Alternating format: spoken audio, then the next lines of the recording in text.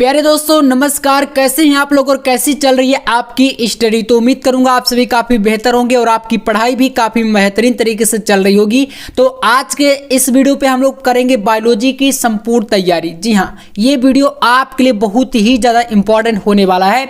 अगर आप भी बायोलॉजी में अभी तक कुछ नहीं पढ़े या आप लोग बायोलॉजी में अच्छे अंक अचीव करना चाहते हैं तो इस वीडियो को आपको पूरा अंत तक देखना है। और यहाँ पर आज बहुत ही खास होने वाला है। देखिए, सबसे पहले आप लोग जो बायोलॉजी में ऑब्जेक्टिव क्वेश्चन की टेंशन करते हैं तो आपको मैं शुरू के सबसे पहले पूरी बुक से 60 सबसे ज़्यादा इंपॉर्टेंट ऑब्जेक्टिव क्वेश्चन कराने वाला हूँ। जी हाँ, आज के इस वीडियो में आपको पूरे 60 आपके महत्वपूर्ण ऑब्जेक्टिव क्वेश्चन कराएंगे। इसके बाद हम लोग करेंगे यहाँ पर कुछ और भी ज्यादा महत्वपूर्ण क्वेश्चन। तो ये वीडियो काफी इंपॉर्टेंट है, पूरा अंत तक देखना। चलिए शुरू करते हैं। सबसे पहले आपका यहाँ पर ऑब्जेक्टिव क्वेश्चन दिया गया है कि आवृत्तिबीजी पौधों में पुंकेसर है। तो आवृत्तिबीजी पौधों में पुंकेसर क्या होता है? मादा जननांग होता है, नर जननांग होता है, या फर्स्ट व सेकंड दोनों हो जाएगा, या इनमें से कोई नहीं होगा। तो राइट आंसर आपको मारना है यहाँ पर ऑप्शन नंबर सेकंड में, यानी कि जो आवृत्तिबीजी पौधों में पुंकेसर होता है वो आपका नर जननांग होता है। ठीक है, तो यहाँ पर आपका राइट आंसर सेकंड विकल्प हो जाएगा, नर जननांग। तो इसको कर लीजिएगा। चलिए इसके बाद देखते हैं अगला क्वेश्चन। तो आपके पास यहाँ पर सेकंड क्वेश्चन दिया गया है कि प्रतिमुखी कोशिकाएं, ठीक है ना, जो प्रतिमुखी कोशिकाएं होती हैं वह जो उपस्थित होती हैं विभागीय छोर पर, अंडद्वारीय छोर पर, या मध्य में, या इनमें से कोई नहीं। तो आपको मारना है यहाँ पर ऑप्शन फर्स्ट पर मार्क करना है। ठीक है ना, तो पहला विकल्प कर लीजिएगा, आपका यहाँ पर राइट आंसर हो जाएगा विभागीय छोर। ठीक है ना, इसका आपका। इसके बाद चलिए नेक्स्ट क्वेश्चन देखते हैं। तो अगला क्वेश्चन यहाँ पर आपके सामने देखिए दिया गया है कि कौन सी कोशिकाएं सभी प्रकार के भ्रूणपोष में पाई जाती हैं। तो यहाँ पर कुछ कोशिकाएं जैसे कि सह कोशिकाएं हो गया, अंड कोशिकाएं हो गई, इसके बाद है प्रतिमुखी कोशिकाएं, और यहाँ पर है ये सभी। तो यहाँ पर राइट आंसर आपको लगाना है ऑप्शन नंबर सेकंड में, यानी कि जो आपका राइट आंसर हो जाएगा दूसरा विकल्प, अंड कोशिकाएं। ठीक है, तो ये होती हैं क्या? सभी प्रकार के भ्रूणपोषों में पाई जाती हैं। ठीक है, दूसरा ऑप्शन इसमें बिल्कुल सही है। चलिए इसके बाद देखते हैं अगला क्वेश्चन। तो यहां पर आपके सामने देख सकते हैं क्वेश्चन नंबर 4 दिया गया है कि जौ के 100 दाने बनाने के लिए कितने अर्धसूत्री विभाजन की आवश्यकता होगी। आपके पास यहां पर विकल्प दिए गए हैं जिसमें से राइट आंसर आपको हो जाएगा 125। ठीक है ना, तो यहां पर आपको अगर 100 दाने चाहिए जौ के, तो यहां पर 125 अर्धसूत्री विभाजन की आवश्यकता होगी। मतलब आपको यहां पर लगाना है दूसरे विकल्प पर, बिल्कुल करेक्ट। ठीक है ना, तो ऑप्शन नंबर यहां पर सेकंड आपका राइट हो जाएगा। चलिए इसके बाद बढ़ते हैं अपने अगले क्वेश्चन पर। तो यहां पर आपके सामने देखिए दिया गया है क्वेश्चन नंबर 5। इसमें कह रहा है कि भारतीय भ्रूण विज्ञान के जनक हैं। तो भारतीय भ्रूण विज्ञान के जनक कौन माने जाते हैं? जगदीश चंद्र बोस, या यहाँ पर क्या है प्रोफेसर पंचानन माहेश्वरी, हरगोविंद खुराना जी, या बीरबल साहनी। तो यहाँ पर ये वैज्ञानिकों के नाम दिए गए हैं जिसमें आपको भारतीय भ्रूण विज्ञान में नजर आएंगे कौन? तो ऑप्शन नंबर यहाँ पर सेकंड, यानी कि प्रोफेसर पंचानन माहेश्वरी। तो आप इसको कर लीजिएगा। ठीक है ना, दूसरा विकल्प आपका सही है। इसके बाद देखिए अगला क्वेश्चन। यहाँ पर कह रहा है कि परिभ्रूण पोष, यानी कि जिसे बोलते हैं पेरिस्पर्म, अवशेष है किसका? बाह्य अध्यावरण का, अंतः अध्यावरण, या भ्रूणपोष, या बीजांडकाय। ठीक है, तो यहां पर राइट आंसर आपको लगाना है बीजांडकाय में, यानी कि जो परिभ्रूणपोष पेरिस्पर्म होता है या अवशेष होता है बीजांडकाय का। ठीक है, तो इसमें आप लोग सही कर लीजिएगा। ऑप्शन नंबर यहां पर आपका चौथा जो है सही हो जाएगा। ठीक है, तो बीजांडकाय आपका बिल्कुल करेक्ट है। चलिए अगला देखते हैं। नेक्स्ट क्वेश्चन यहां पर दिया गया है निभाग पाया जाता है। तो यहां पर आपके सामने देख सकते हैं परागकण हो गया, बीजांड में, भ्रूणपोष में, सभी में। तो निभाग आपका जो होता है ये पाया जाता है यहां पर बीजांड में। ठीक है ना, तो यहां पर हमारा दूसरा ऑप्शन बिल्कुल करेक्ट है, इसको कर लेंगे। ठीक है, तो निभाग किस में पाया जाता है? बीजांड में पाया जाता है। चलिए इसके बाद बढ़ते हैं अगले क्वेश्चन पर। तो यहां पर एक किसमें कीट परागण होता है? तो गुड़हल में, अंजीर में, गेहूं, या हाइड्रिला। तो राइट आंसर यहां पर हो जाएगा ऑप्शन नंबर फर्स्ट, यानी कि जो गुड़हल है इसमें आपका कीट परागण होता है। ठीक है ना, तो पहला विकल्प आप इसमें सही कर लीजिएगा। इसके बाद देखिए अगला क्वेश्चन, अमर बेल होता है कैसा होता है? पूर्ण तना परजीवी, या आंशिक तना परजीवी, पूर्ण मूल परजीवी, या आंशिक मूल परजीवी। देखिए जो अमर बेल होता है आप लोग देखे होंगे, शायद आप में से काफी सारे स्टूडेंट को ना पता हो, तो आपको बता दें जो अमर बेल होता है ये एक प्रकार से जो पेड़ होते हैं ना, कोई मतलब बड़ा पेड़ हो गया, आम का हो गया, किसी भी प्रकार का वृक्ष है, नीम का हो गया, उसके ऊपर ये जो है उनकी टहनियों पर क्या होता है एक प्रकार से विस्तार करता है, मतलब फैल जाता है, पूरी तरह से उनको ढक लेता है। तो यहाँ पर कह रहा है कि पूर्ण तना परजीवी होगा या कैसा होगा? आंशिक तना परजीवी होगा। तो यहाँ पर राइट आंसर आपको लगाना है पूर्ण तना परजीवी, यानी कि पूरी तरीके से दूसरे पर आश्रित होता है। मतलब अगर किसी दूसरे पेड़ों पर फैले ना उसकी टहनियों पर, तो इसका विकास नहीं होने वाला, ठीक है ना। तो ये आपका राइट आंसर, जैसे कि आपने सेम आप शायद जानते होंगे। तो इसी प्रकार से ये भी होता है, मतलब कि दूसरे वृक्षों पर क्या करता है, ये अपने जो है टहनियों को फैला देता है, तो उन्हीं के सहारे ये कह सकते हैं पूरी तरीके से रहता है, तो इसको बोलेंगे पूर्ण तना परजीवी, ठीक है ना। चलिए इसके बाद देखते हैं अगला क्वेश्चन। तो यहां पर दिया गया है कि निम्न में से आभासी फल नहीं है, सेब, स्ट्रॉबेरी, अखरोट या आम। तो आभासी फल इनमें से नहीं हो जाएगा अखरोट, ठीक है ना। तो तीसरा विकल्प आप इसमें मान लीजिएगा, ठीक है ना। ऑप्शन नंबर आभासी फल नहीं है, तो अब यहाँ पर नहीं आया है, ठीक है ना। तो ये तो आपका आभासी है, तो इसमें हम नहीं इसको करेंगे। यहाँ पर आपका आम हो जाएगा, ठीक है ना।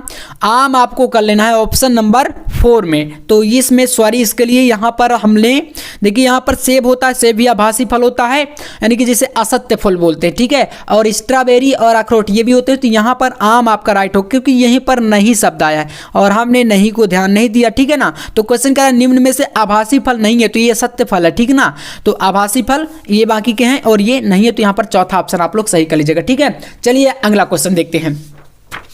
तो नेक्स्ट क्वेश्चन आपके सामने दिया गया है, आवृत्तिबीजी पौधों के भ्रूणपोष में गुणसूत्रों की संख्या x होती है, कैसी होती है।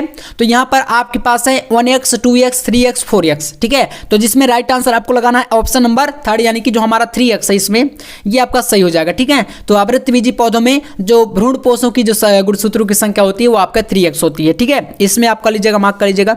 अगला देखिए, यहां पर आपके सामने 12 नंबर क्वेश्चन दिया गया है, बीजांड का वह स्थान जहां बीजांड वृत्त से जुड़ा होता है वह क्या कहलाता है। तो देखिए, माइक्रोपाइल हो गया, नेक्स्ट है निभाग हो गया, फिर है आपका नाभिका, अगला है अंडकोशिका। तो इसमें आपको राइट आंसर लगाना है ऑप्शन नंबर हमारा 3 यहां पर सही हो जाएगा। जो बीजांड का ऐसा स्थान जहां से बीजांड वृत्त जुड़ता है उसको बोलते हैं नाभिका। क्या बोला जाता है, नाभिका बोलते हैं। तो यहां पर हम लोग मारेंगे ऑप्शन नंबर 3 में, ठीक है ना। इसको कर लीजिएगा आप लोग। चलिए अगला क्वेश्चन देखिए, यहां पर कह रहा है कि निम्नलिखित में से किसका उद्भव भ्रूणीय मीजोडर्मल स्तर से हुआ है। तो यहां पर आपको बताना है कि इनमें से किसका उद्भव किसे भ्रूणी मेजोडर्मल स्तर से हुआ। तो यहां पर रक्त कर लेंगे, यानी कि रुधिर जो होता है ये आपका राइट इसमें हो जाएगा ऑप्शन नंबर यहां पर आपका 3, ठीक है ना। तीसरा विकल्प आप कर लीजिएगा इसमें। तो चलिए इसके बाद करते हैं अगला क्वेश्चन। यहां पर आपके सामने नेक्स्ट क्वेश्चन में बताया गया है कि नर में द्वितीयक लैंगिक लक्षणों के लिए, ठीक है ना, जो मनुष्य है इसमें द्वितीयक लैंगिक लक्षणों के लिए कौन सा हार्मोन्स प्रयुक्त होता है। प्रोजेस्टेरॉन हो गया, टेस्टोस्टेरोन हो गया, रिलैक्सिन हो गया या एस्ट्रोजन हो गया। तो इसमें आपको सही विकल्प मारना है यहाँ पर टेस्टोस्टेरोन, ठीक है ना। नर की बात करें, अगर मादा की बात होगी तो फिर प्रोजेस्टेरॉन करेंगे, ठीक है ना। तो यहाँ पर आपका राइट आंसर हो जाएगा टेस्टोस्टेरोन, है ना। दूसरा विकल्प आपका सही है। इसके बाद देखिए अगला क्वेश्चन, यहाँ पर आपके सामने कह रहा है कि 16 कोशिकीय अवस्था में भ्रूण कहलाता है, क्या कहलाती है। तो मोरूला, गैस्टुला, ब्लास्टुला या ब्लास्टोमियर। तो राइट आंसर यहाँ पर आपको करना है मोरूला, ठीक है ना। मोरूला यानी कि ऑप्शन नंबर 1 आपका यहाँ पर सही है, ठीक है ना। तो पहला विकल्प आप लोग कर लीजिएगा इसमें। इसके बाद करते हैं अगला क्वेश्चन। तो यहां पर आपके सामने देख सकते हैं क्वेश्चन नंबर 16। इसमें बताया गया है कि एक शुक्राणु में माइटोकॉन्ड्रिया पाए जाती है। किसमें पाया जाता है, पुच्छ में। जो शुक्राणु होता है, शुक्राणु की संरचना आप ऐसे बनाते हैं, ठीक ना, ऐसे करके ये आपका शुक्राणु होता है इस प्रकार से, ठीक है ना, ऐसे। तो इसका ये जो भाग होता है ये वाला शीर्ष भाग होता है और ये आपका मध्य पार्ट होता है और ये पुच्छ पार्ट होता है, ठीक है ना, लास्ट का। तो कह रहा है कि इसमें जो शुक्राणु होता है माइटोकॉन्ड्रिया किस भाग में पाया जाता है, पुच्छ में यानी कि इस वाले पार्ट में, एक्रोसोम में या मध्य भाग में या कोई नहीं। तो यहाँ पर आपको राइट आंसर लगा देना है ऑप्शन नंबर यहाँ पर 3 जो कि मध्य भाग यानी बीच का जो पार्ट होगा इसमें आपको माइटोकॉन्ड्रिया पाया जाएगा इसमें शुक्राणु में, ठीक है ना। तो यहाँ पर तीसरा ऑप्शन आपका सही हो जाएगा, ठीक है। ध्यान दीजिएगा। अगला क्वेश्चन यहाँ पर कह रहा है सिफिलिस यानी आतशक रोग जो होता है, तो इसमें बताना है कि जो सिफिलिस रोग है इसका कारक जनक का नाम बताइए। तो इसमें आपके सामने 4 ऑप्शन दिए गए हैं, जिसमें आपका पहला क्या है, निसेरिया, है ना, निसेरिया गोनोरी। इसके बाद यहाँ पर ट्राइकोमोनास, नेक्स्ट यहाँ पर बैसिलस ट्यूबरकुलस, फिर यहाँ पर टेपेनोपैलिडियम, है ना। और ये आपके 4 ऑप्शन। तो सिफिलिस रोग का कारक यहाँ पर कौन सा होता है। तो राइट आंसर आप लगाएंगे ऑप्शन नंबर 4 में, यानी कि जो ट्रेपोनोमा पैलिडियम, ये आपका जो है यहाँ पर राइट आंसर हो जाएगा, ठीक है ना। तो चौथा विकल्प आप लोग इसमें टिक कर लीजिएगा। चलिए अगला क्वेश्चन देखिए, यहां पर क्वेश्चन कह रहा है एड्स रोग का कारक, जो आपका एड्स होता है, ठीक है ना, AIDS एड्स, इस रोग का कारक क्या होता है? तो यहाँ पर आपको पता है HIV वायरस होता है, यानी HIV human immune deficiency virus जो आपका होता है, इस वायरस से होता है। तो यहाँ पर वायरस मतलब विषाणु हो जाएगा। तो यहाँ पर इसका राइट आंसर कौन सा हो जाएगा? ऑप्शन 4, यानी विषाणु के कारण होता है। तो इसका आप लोग चौथा विकल्प सही कर लीजिएगा। चलिए इसके बाद देखते हैं अपना अगला क्वेश्चन। यहाँ पर आपके सामने कह रहा है क्वेश्चन नंबर 19, क्या पुरुष से संबंधित है? पुरुषों से संबंधित क्या होता है? वैसेक्टोमी, ट्यूबेक्टोमी, गोलियां या इनमें से कोई नहीं। तो वैसेक्टोमी आप लोग यहां पर मारिएगा, ऑप्शन नंबर फर्स्ट आपका बिल्कुल इसमें करेक्ट है, ठीक है ना। और बात करें ट्यूबेक्टोमी, तो ये आपका स्त्रियों से संबंधित, किससे? तो आप महिलाएं कह सकते हैं, ठीक है ना, महिलाओं से संबंधित है आपका क्या? ट्यूबेक्टोमी। और पुरुषों से संबंधित आपका वैसेक्टोमी। तो इसमें आपका पहला ऑप्शन बिल्कुल सही है। इसके बाद देखिए यहां पर नेक्स्ट क्वेश्चन कह रहा है कॉपर टी रोकती है, क्या रोकता है? निषेचन, अंडे का परिपक्वन, अंडोत्सर्ग या ब्लास्टोसिस का पोषण। तो राइट आंसर आप लोग थर्ड ऑप्शन यहाँ पर पहला ऑप्शन यानी निषेचन को रोकता है। तो आप लोग इसमें ऑप्शन फर्स्ट को कर लीजिएगा, ठीक है ना, जो कॉपर टी है निषेचन को रोकता है। तो यहाँ पर आपका पहला विकल्प सही है, ठीक है। तो इस प्रकार से 20 क्वेश्चन हो गए। चलिए अगला क्वेश्चन देखते हैं। तो 21 नंबर क्वेश्चन में देखिए कहा गया है कि लक्षण जिनमें या जिनके जीन्स X गुणसूत्रों पर होते हैं कहलाते हैं। तो उन लक्षणों को क्या कहते हैं? जिनके जो जीन्स हैं वो X गुणसूत्रों पर होते हैं। तो क्या कहलाएंगे? लिंग प्रभावित, लिंग संलग्न या लिंग सीमित या कोई नहीं। तो राइट आंसर हो जाएगा आपका लिंग संलग्न, यानी कि सेकेंड ऑप्शन, ठीक है ना। दूसरा विकल्प आप इसमें कर लीजिएगा। इसके बाद देखिए अगला क्वेश्चन, मनुष्य में वर्णांधता का जीन स्थित होता है। वर्णांधता एक प्रकार की बीमारी है, ध्यान दीजिएगा। और इसमें अगर ये बीमारी किसी व्यक्ति को हो जाती है तो वो कलर में जो डिफरेंस है वो नहीं समझ पाता है ना, रंग भेद। तो अब यहाँ पर बताना है कि जो ये बीमारी है ये किस जीन पर स्थित होती है? Y क्रोमोसोम या आपका X क्रोमोसोम या X या Y दोनों या X या Y में से कोई एक। तो राइट आंसर यहाँ पर आप लोग लगाइएगा X क्रोमोसोम पर, ठीक है ना। दूसरा ऑप्शन आपका सही है इसमें, ठीक है ना, सेकंड ऑप्शन बिल्कुल सही है इसका आपका। इसके बाद अगला क्वेश्चन, नेक्स्ट क्वेश्चन कह रहा है कि ओ रुधिर वर्ग वाले व्यक्तियों में होता है। जो ओ ब्लड ग्रुप वाले व्यक्ति होते हैं उनमें क्या पाया जाता है? एंटीजन A, एंटीजन V या एंटीजन A तथा B, ठीक है ना, या इनमें से कोई नहीं। तो यहाँ पर कोई भी एंटीजन नहीं पाया जाता इनमें, तो इसलिए आप लोग यहाँ पर चौथा ऑप्शन लगाएंगे, ठीक है ना, ऑप्शन नंबर 4। इसके बाद देखिए अगला क्वेश्चन, यहाँ पर कह रहा है कि टर्नर सिंड्रोम में गुणसूत्रों का सही क्रम है। तो XX फिर क्या है? XYY फिर XY या XO। तो देखिए जो टर्नर सिंड्रोम होता है, एक होता है क्लाइंटफेल्टर, है ना, और एक होता है टर्नर सिंड्रोम। तो टर्नर सिंड्रोम में जो गुणसूत्रों का क्रम होता है वो होता है XO, ठीक है ना, XO। इसमें आपके 45 गुणसूत्र होते हैं और जो क्लाइंटफेल्टर होता है उसमें गुणसूत्रों की संख्या बढ़ जाती है, यानी कि 46 के स्थान पर 47 48 भी हो सकती है। तो इसमें आप लोग चौथा विकल्प लगा लीजिएगा, XO इसका क्रम हो जाएगा। अगला देखिए 25 नंबर, आनुवंशिकी का जनक किसे कहा जाता है?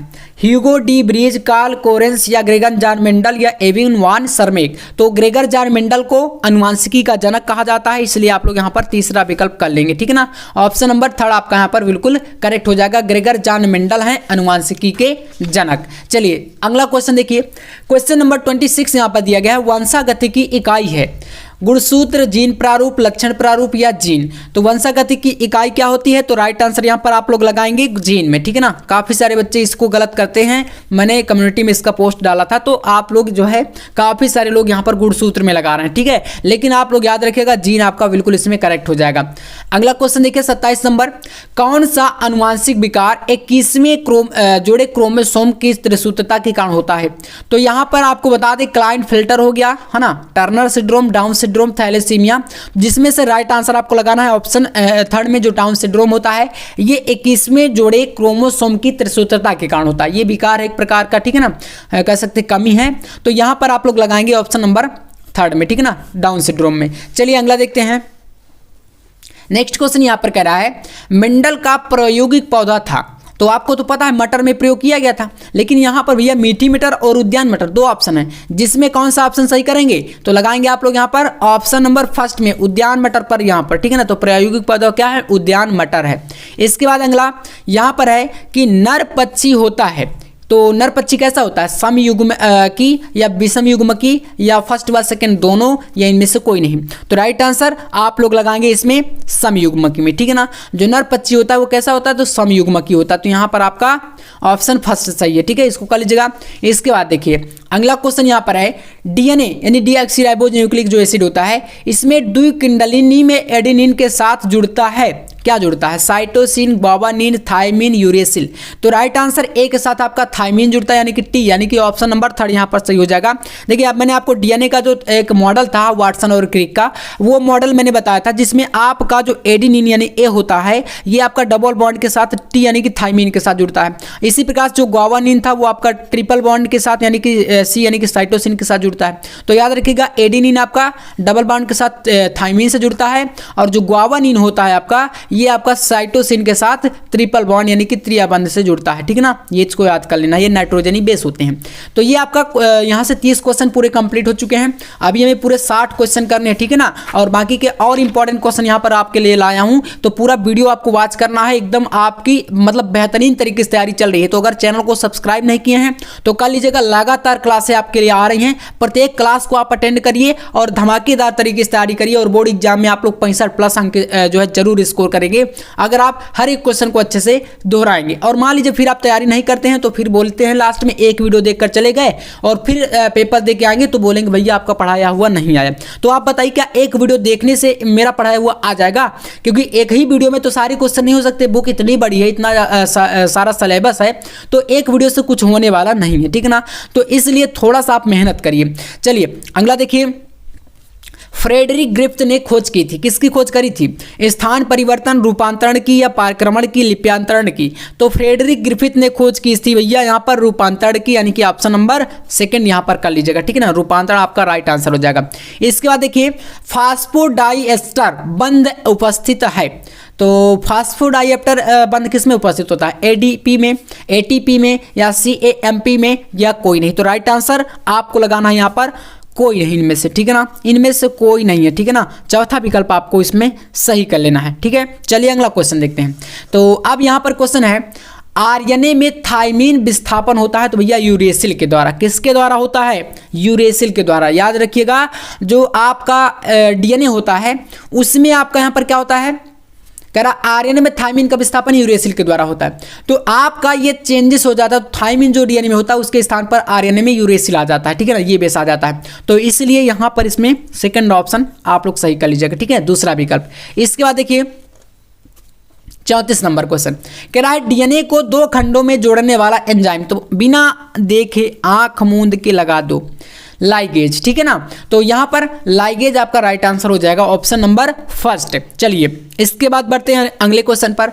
35 नंबर क्वेश्चन कह रहा है, एंटीकोडॉन स्थित होता है डीएनए पर, टी आरएनए पर, यानी इसे बोलते हैं ट्रांसफर आरएनए, दूत आरएनए भी हिंदी में बोल सकते हैं, ठीक है ना।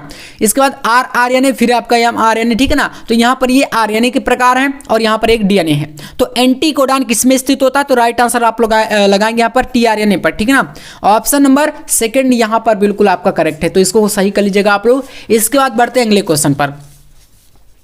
तो यहाँ पर दिया गया है, विषाणु का आनुवांशिक पदार्थ है, तो डीएनए या आरएनए में से कोई एक है ना, डीएनए या आरएनए पूछ रहा है, तो कोई एक हो सकता है, या केवल डीएनए या केवल आरएनए या डीएनए तथा आरएनए, मतलब दोनों। तो विषाणु का आनुवांशिक पदार्थ डीएनए होता है, ठीक है ना, मैंने आपको बताया था। तो यहाँ पर राइट आंसर आप कौन सा लगाएंगे, ऑप्शन नंबर आरएनए भी हो सकता है, ठीक है ना। कोई मतलब किसी विषाणु में आरएनए जो पाया जाता है वो आनुवांशिक पदार्थ हो सकता है। तो इसलिए आप इसमें केवल और केवल एक को तो मानेंगे नहीं, तो इसलिए आप यहाँ पर फर्स्ट ऑप्शन लगाएंगे, डीएनए या आरएनए, है ना, कोई एक। तो इसलिए आप लोग फर्स्ट में सही कर दीजिएगा। इसके बाद देखिए अगला क्वेश्चन, आरएनए की सहायता से प्रोटीन संश्लेषण की प्रक्रिया क्या कहलाती है। तो आरएनए की सहायता से जो प्रोटीन संश्लेषण होता है यह प्रक्रिया क्या कहलाती है, अनुवादीकरण, अनुलेखन, प्रतीप अनुलेखन या प्रतिलिपिकरण। तो राइट आंसर लगाएंगे आप लोग यहाँ पर अनुवादीकरण पर, ठीक है ना। से फर्स्ट ऑप्शन आप लोग इसमें सही कर लीजिएगा, अनुवादीकरण, ठीक है। चलिए बढ़ते हैं नेक्स्ट क्वेश्चन पर। 38 नंबर क्वेश्चन है, मछलियों के पंख तथा व्हेल के चंपू दर्शाते हैं, क्या दर्शाते हैं, समरूपता, समजातता या पूर्वजातता या कोई नहीं। तो देखिए जो मछलियों के पंख होते हैं, आप लोग मछलियां तो कई बार देखे होंगे, आप लोग हमेशा देखते हैं नदियों में, पानियों में, तालाबों में रहती हैं। और जो व्हेल होती है, ठीक है ना, मछलियों के पंख तथा व्हेल के चंपू क्या दर्शाते हैं, तो समरूपता दर्शाते हैं, है ना। तो यहाँ पर राइट आंसर आप लगाएंगे ऑप्शन फर्स्ट में, ठीक है ना, क्योंकि एक जैसे होते हैं, समरूप। तो यहाँ पर आप लोग पहला विकल्प सही कर दीजिएगा। इसके बाद देखिए, विभिन्न कीटों के मुख्य उपांग उदाहरण हैं समरूपता के, अवशेषी अंगों के, समजातता के या पूर्वजातता के। तो देखिए यहाँ पर कह रहा है विभिन्न कीटों में मुख्य उपांग के उदाहरण होते हैं कौन से, तो यहाँ पर आपका हो जाएगा राइट आंसर, लगाइएगा आप लोग समजातता में, ठीक है ना। किस में होता है, तो समजातता भैया लगा लीजिए आप लोग यहाँ पर, थर्ड ऑप्शन। तीसरा विकल्प आपका यहाँ पर बिल्कुल करेक्ट हो जाएगा, ठीक है ना। चलिए 40 नंबर क्वेश्चन देखते हैं। तो क्वेश्चन नंबर देखिए 40 है, कह रहा है कि जीवों में होने वाले परिवर्तनों में क्या योगदान नहीं देता, उत्परिवर्तन, प्राकृतिक, वर्ण या समान वातावरणीय दशाएं या इनमें से कोई नहीं। तो राइट आंसर हो जाएगा समान वातावरणीय दशाएं, यानी ऑप्शन नंबर थर्ड आप लोग इसमें सही कर लीजिएगा, ठीक है ना। तो तीसरा विकल्प आप यहाँ पर मार सकते हैं, बिल्कुल सही है ये, ठीक है। इस प्रकार से टोटल हमारे यहाँ से 40 क्वेश्चन हो चुके हैं। अब चलिए अगला देखते हैं। तो यार मेरी मेहनत के लिए वीडियो को लाइक जरूर कर देना, ठीक है ना, इतना तो मैं आपसे उम्मीद कर सकता हूं। और चैनल को भी सब्सक्राइब कर दीजिएगा अगर आपको मेरी वीडियो पसंद आती है। लगातार आपके लिए इतना मेहनत करता हूं, देख सकते हैं सारे एक एक क्वेश्चन करके आपके लिए मैं यहाँ पर पूरा सेलेक्ट करके हर एक क्वेश्चन को अच्छे तरीके से लिखता हूँ, ठीक है। तो चलिए करते हैं नेक्स्ट क्वेश्चन। यहाँ पर आपके सामने देख सकते हैं, कहा गया कि आधुनिक मानव का निकट संबंधी है गोरिल्ला, गिब्बन और ओरंग उटान या चिंपैंजी। तो यहाँ पर राइट आंसर आप लोग लगाएंगे ऑप्शन फोर्थ में, ठीक है ना। तो कौन सा विकल्प हो जाएगा, ऑप्शन नंबर 4 यानी कि चिंपैंजी। तो चौथा विकल्प आप इसमें मार लीजिए, ठीक है ना, सही है आपका। अगला देखिए, यहां पर आपके सामने 42 नंबर क्वेश्चन है, चिड़ियों के पंख तथा घोड़े की अंगली टांगी। घोड़े भी आप जानते हैं, चिड़िया भी जानते हैं, ठीक है। तो ये कैसे अंग होते हैं, समरूपता या क्या दर्शाते हैं, समजातता या फर्स्ट व सेकंड दोनों को या इनमें से कोई नहीं। तो राइट आंसर यहां पर समजातता होती है, ठीक है ना। क्या होती है, चिड़ियों के पंख और घोड़े के जो अंगली टांगे होते हैं इनमें समजातता दर्शाते हैं ये, ठीक है ना। तो इसमें आप लोग सेकंड ऑप्शन सही कर लीजिएगा। इसके बाद देखिए 43 नंबर क्वेश्चन है, पुनरावृत्ति सिद्धांत को प्रतिपादित करने वाले वैज्ञानिक का नाम है डार्विन, माल्थस, वीजमान, हेकल। तो देखिए जो पुनरावृत्ति का जिन्होंने सिद्धांत दिया था उस वैज्ञानिक का नाम क्या है, तो डार्विन, ठीक है ना। डार्विनवाद आपने एक सिद्धांत को पढ़ा होगा, तो डार्विन आप लोग यहाँ पर सही कर लीजिएगा, जिसमें आपका पहला ऑप्शन सही है, ठीक है ना, डार्विन। तो इसी को आप मार कर लीजिए। इसके बाद देखिए 44 नंबर क्वेश्चन है, सरीसृपों एवं पक्षियों को जोड़ने की कड़ी क्या होती है, ड्रेको, चमगादड़, आर्की और ऑप्टेरिक्स या पेरीपेट्स। तो राइट आंसर आप इसमें लगाएंगे ऑप्शन थर्ड में, यानी कि जो आपका यहाँ पर दिया गया है आर्की ऑप्टेरिक्स, ठीक है ना, ये आपका सही है, ऑप्शन नंबर थर्ड। इसके बाद आइए अगला क्वेश्चन। तो यहाँ पर 45 नंबर कह रहा है कि निम्न में से कौन वास्तविक मानव है, नियंडरथल मानव, होमो इरेक्टिक्स, इरेक्टस या होमो हैबिलिस या सिवापिथिकस। तो इसमें नियंडरथल मानव जो है आपका ये राइट आंसर हो जाएगा। वास्तविक मानव में आपका ऑप्शन फर्स्ट आता है, ठीक है ना। तो इसको सही कर लीजिएगा। अगला क्वेश्चन देखिए, तो अब आता है यहाँ पर आपका क्वेश्चन नंबर 46। देखिए आज हम लोग पूरा ऑब्जेक्टिव को एकदम एक तरीके से पूरा समाप्त करने वाले हैं, ठीक है ना। सारा का सारा, भले मुझे यहाँ पर ज़्यादा मेहनत लग गई है इनको लिखने में, तैयार करने में, लेकिन अब आपके लिए इसी प्रकार से वीडियो आएंगी। अब 2 नंबर वाले क्वेश्चन एक वीडियो में, 3 नंबर वाले क्वेश्चन एक वीडियो में, पूरा आपको एक वीडियो मिलेगा 3 नंबर वाले क्वेश्चन का, क्योंकि आपको पता है 3 नंबर वाले क्वेश्चन टोटल आपके 36 नंबर के आते हैं बोर्ड एग्जाम में बायोलॉजी में, ठीक है ना। तो आधे से ज़्यादा नंबर यहाँ से 3 नंबर वाले क्वेश्चन ले जाते हैं। टोटल 12 क्वेश्चन आएंगे और एक क्वेश्चन 3 नंबर का, 12 23 36, यानी कि 36 नंबर का ये जो आपका तैयारी है इसको एक वीडियो में हम लोग लाएंगे, जो 1 घंटे का पूरा क्लास होगा। तो आप लोग चैनल को यार सब्सक्राइब कर सकते हैं। और मैं आपसे जगह यहाँ पर ये तो नहीं कहूँगा कि आप कर ही लीजिए, अगर पसंद आता है ना, ताकि क्लास मिस ना हो, और टाइम भी नहीं है तो आप इतना कर तो सकते हैं, क्योंकि यहाँ पर कंटेंट पर यार बिलीव किया जाता है। चलिए निम्न में से कौन सा जीवाणु जनित मानव रोग है, पोलियो, पायरिया, अतिसार या हाथी पांव। तो राइट आंसर आप लोग लगाएंगे ऑप्शन नंबर थर्ड में, यहाँ पर अतिसार जो होता है, ठीक है ना, अतिसार, ये आपका जीवाणु जनित मानव रोग है, अतिसार, ठीक है। अगला देखिए यहाँ पर कह रहा है अनियंत्रित ऊतक वृद्धि का रोग है, क्या होता है, एड्स, मंगोलिज्म या कैंसर या सिफिलिस। तो राइट आंसर आप लोग लगाएंगे इसमें ऑप्शन थर्ड में, यानी जो कैंसर होता है ये क्या होता है, अनियंत्रित ऊतक वृद्धि का रोग है, ठीक है। तो थर्ड ऑप्शन इसमें बिल्कुल करेक्ट है मेरे प्यारे साथियों। बढ़ते हैं अगले क्वेश्चन पर।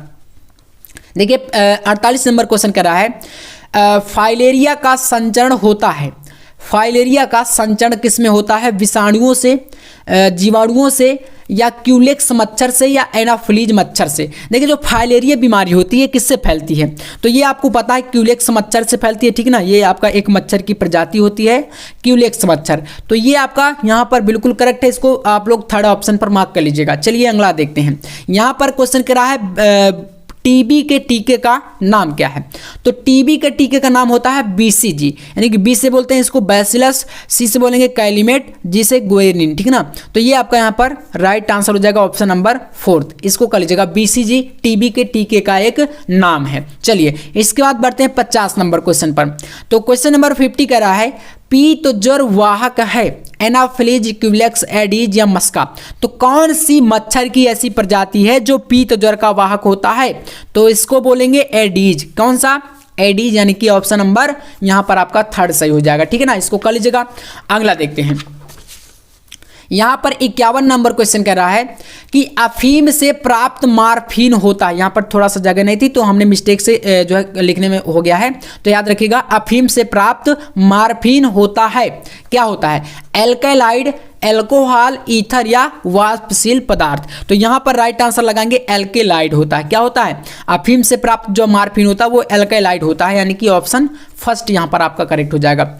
अगला देखिए, यहाँ पर 52 नंबर क्वेश्चन कह रहा है पेनिसिलिन की खोज किसने की थी? तो भैया अलेक्जेंडर फ्लेमिंग आपको यहाँ पर दिख रहे हैं। हाँ, थर्ड ऑप्शन देख सकते हैं, फ्लेमिंग, ठीक है ना। तो फ्लेमिंग ने की थी, यानी कि हम लोग इसमें ऑप्शन नंबर थर्ड लगा देंगे, ठीक है ना। ये आपका तीसरा विकल्प सही है।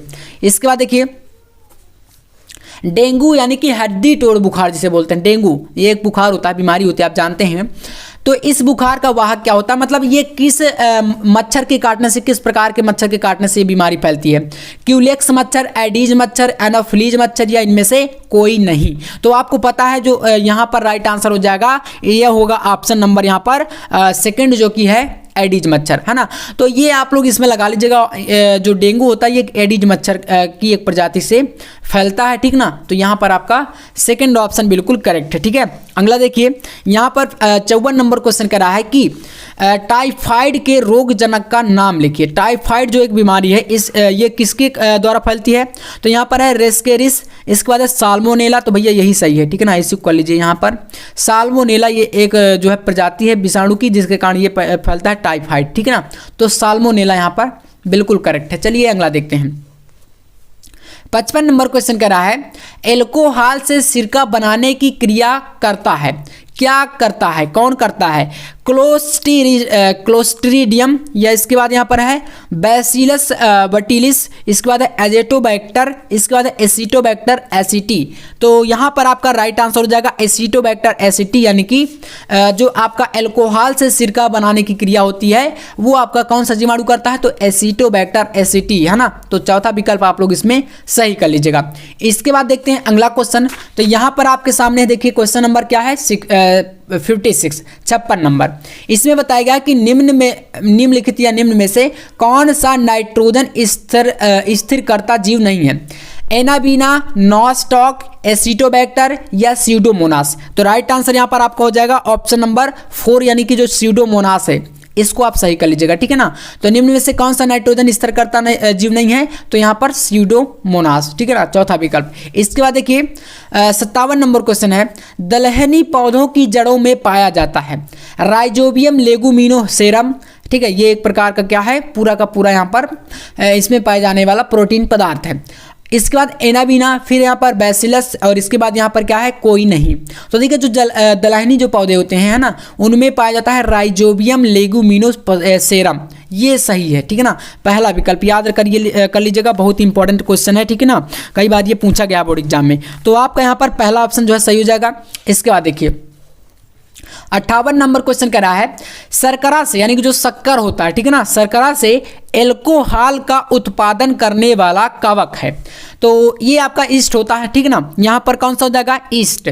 तो ईस्ट में आप सही कर लीजिएगा, और यहाँ पर और भी काफी सारे ऑप्शन जिसमें आपको नहीं करना, ठीक है ना। तो ईस्ट आपका सही है। इसके बाद देखिए अगला क्वेश्चन कर रहा है प्रतिरोधी स्थानांतरण कारक है काल प्लास्टिस्ट, इसके बाद है एफ प्लास्टिड या आर प्लास्टिड प्लास्टमिड, इसके बाद है उर्वरक कारक। तो यहाँ पर राइट आंसर हो जाएगा आपका आर प्लास्टिमिड, है ना, प्लास्मिड। तो आपका थर्ड ऑप्शन इसमें सही है, तीसरा विकल्प कर लीजिएगा, ठीक है ना, आर प्लास्मिड। इसके बाद देखिए लास्ट क्वेश्चन ऑब्जेक्टिव टाइप का आपका यहाँ पर दिया गया है, डीएनए का रासायनिक चाकू है, तो मतलब कि चाकू मतलब काटने वाला, ठीक है ना, जो डीएनए को काटने का काम करता है, तो वो एंडोन्यूक्लियस करता है, ठीक है ना। पहला विकल्प आप इसमें कर लीजिएगा, क्योंकि मैंने बताया कि जो लाइगेज होता है ये आपका क्या करता है, जोड़ने का काम करता है, जोड़ने का काम करता है, तो तोड़ने का काटने का काम करता है एंडोन्यूक्लियस। तो यहाँ पर आपका इसका राइट आंसर ऑप्शन फर्स्ट हो जाएगा, ठीक है ना। तो इस प्रकार से देख सकते हैं पूरे हमने 60 ऑब्जेक्टिव किए हैं। अब आपको कमेंट में यहाँ पर नीचे जो है वीडियो के नीचे कमेंट कर देना है कि आपने 60 में से कितने क्वेश्चन सही किए हैं, ताकि हमें पता चले कि आपकी तैयारी कैसी चल रही है, ठीक है ना। और बाकी के और क्वेश्चन यहाँ पर देखते हैं। तो यहाँ पर देखिए आपके सामने एक क्वेश्चन है और इसमें कहा गया है कि प्रत्यक्ष एवं परोक्ष यानी कि अप्रत्यक्ष भ्रूणीय विकास को उदाहरण सहित समझाइए।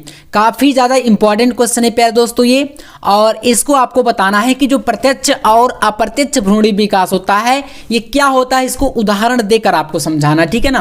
तो देखिए जाइगोट से शिशु निर्माण तक जो भी परिवर्तन होते हैं उन्हें भ्रूणीय विकास कहते हैं, ठीक है ना। जाइगोट से शिशु का जब तक निर्माण नहीं होता था उसमें जितने परिवर्तन होंगे उसको बोलेंगे भ्रूणीय विकास, यानी कि भ्रूण का विकास हो रहा है।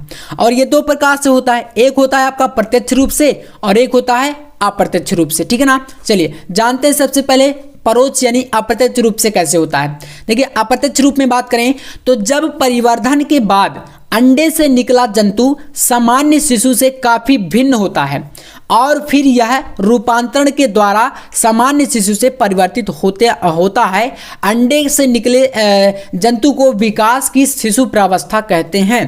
तो ये मतलब कि कुछ जैसे अंडे से भी जीव बनते हैं, कई सारे जीव जंतु होते हैं जिनमें अंडे देते हैं वो और फिर उनसे जीव बनते हैं, तो उनके अंदर जो विकास हो रहा होता है उसको बोलेंगे अप्रत्यक्ष रूप से, ठीक है ना। तो यही चीज़ यहाँ पर बताई गई है। अब इसके बाद एक आपका यहाँ पर आपको जानना है कौन सा, प्रत्यक्ष रूप। तो चलिए प्रत्यक्ष को जानते हैं क्या होता है। देखिए तो प्रत्यक्ष भ्रूणीय विकास देखिए क्या होता है। देखिए इस प्रकार के विकास में अंडे से निकला जीव अथवा नवजात शिशु रचना में वयस्क प्राणी के समान ही होता है, जिनमें जनन परिपक्वता नहीं होती। इनमें आयु के साथ साथ शरीर की वृद्धि तथा जनन परिपक्वता आ जाती है, ठीक है ना। मतलब एज जैसे जैसे बढ़ती है वैसे वैसे जनन परिपक्वता इसमें आती जाती है। इस प्रकार के विकास को बोलते हैं हम लोग प्रत्यक्ष भ्रूणीय विकास, ठीक है ना। तो ये आप लोग कर लीजिएगा, काफ़ी ज़्यादा इंपॉर्टेंट ये क्वेश्चन है पूरा। और चलिए अगला क्वेश्चन देखते हैं। तो अब आपका आता है यहाँ पर नेक्स्ट क्वेश्चन। देखिए क्वेश्चन करा किसी व्यक्ति को यौन संचारित रोगों के संपर्क में आने से बचने के लिए उपाय बताइए। तो यहाँ पर कौन कौन से उपाय हैं अगर किसी व्यक्ति को यौन संचारित रोगों से बचना है। तो देखिए इसमें लिखेंगे ऐसे रोग जो सहवास अथवा संभोग के माध्यम से संक्रमण फैलाते हैं उनको बोलते हैं यौन संचारित रोग, ठीक है। अब बचने के उपाय बात करते हैं तो यौन संचारित रोगों से बचाव के उपाय यहाँ पर जैसे कि इसमें एक सबसे बड़ी बीमारी जो होती है वो है एड्स, है ना। और यहाँ पर HIV वायरस से होता है ये। तो एड्स से बचाव का एक प्रमुख जो उपाय है जनसाधारण में जागरूकता उत्पन्न करना, मतलब लोगों को अवेयर कराना, लोगों को जानकारी होनी चाहिए इस चीज़ की, ठीक है ना। तो जागरूकता उत्पन्न करना है।